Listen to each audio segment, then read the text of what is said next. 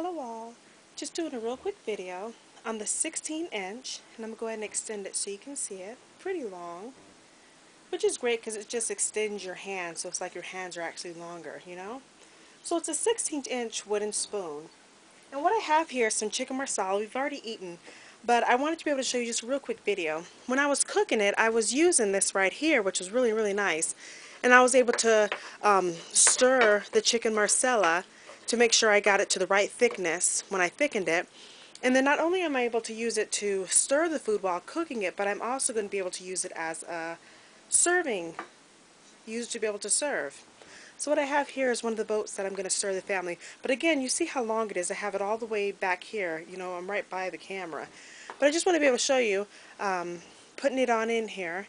So I have the boat here. So if people are farther away, again, how I was saying it can extend your hand, I can easily be able to, you know, get it, and I can easily be able to serve people from farther away because the stick is so long. But it's just really, really nice. And you could be able to check out the video and just make your own idea on how you would like to be able to use it. But it's really, really nice and sturdy. Thank you so much for watching.